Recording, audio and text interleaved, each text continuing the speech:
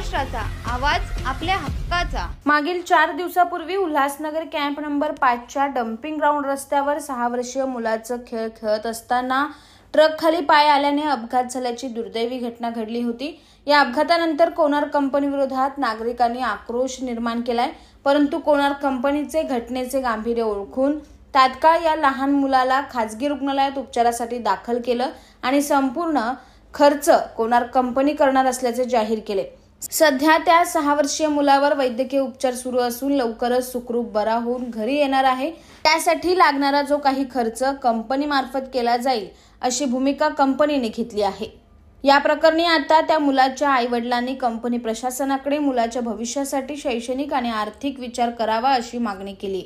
नमस्कार, प्रिया बोल रही हूँ।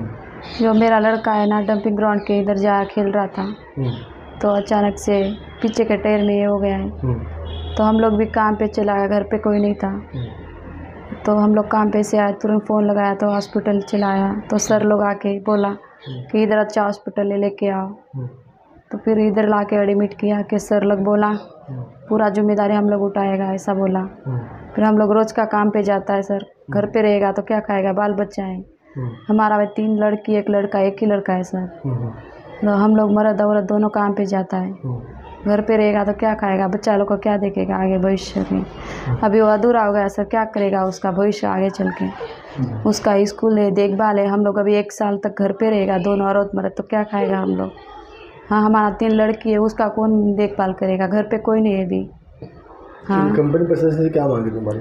कंपनी से बोला है तो को अभी आगे चल के क्या करता है। अभी बोला फिलहाल ठीक होने दो लड़का को, आगे का चल के देखेगा हम लोग, ऐसा बोला है। मेरा नाम मारुति चौहान है, मैं आकाश कॉलोनी में रहता हूँ। मैं लड़का खेलते समय उधर एक्सीडेंट डब्बर अपना जो गाड़ी आता है उसमें पैर डाल दिए। तो हम लोग सब काम पे गए थे, तो कंपनी वाले ने देखा, जैसा भाई था लेके गया हॉस्पिटल। जब भी कंपनी वाले ने बोला कि इधर तोलानी हॉस्पिटल में आओ, एडमिट करते हैं, ऐसा बोल के हमको फ़ोन लगाया। तो हम लोग तुरंत एडमिट किया इधर। अभी ठीक है, ऑपरेशन हुआ है, देखते हैं आगे का क्या होता है। क्या कंपनी प्रशासन से आपकी क्या मांग है? हाँ, अभी तो दवाखाने का जो है खर्चा सब उठा रहे हैं, फिर आगे चल के देखते हैं क्या बोलते हैं।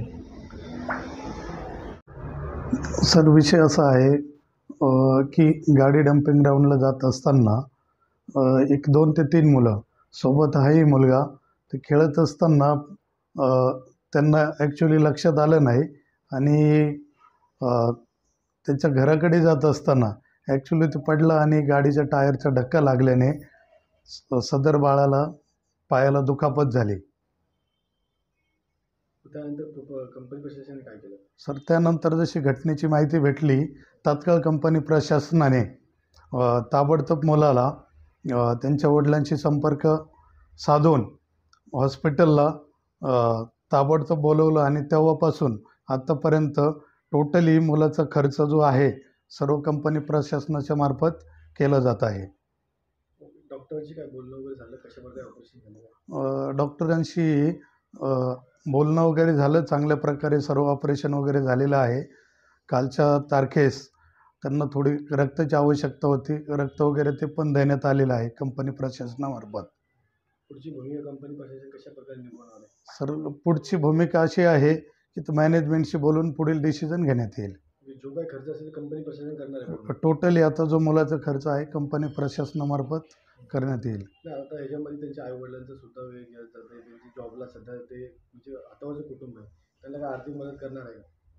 हां सर, ते मॅनेजमेंटशी बोलून डिसिजन होईल। तुमच्या परिसरातील काही घडामोडी किंवा समस्या असतील तर आमच्या वृत्तवाहिनीला संपर्क करा आणि तसेच सतत अपडेट राहण्यासाठी आमच्या वृत्तवाहिनीला सबस्क्राईब करा आणि बेल आयकॉन दाबायला विसरू नका।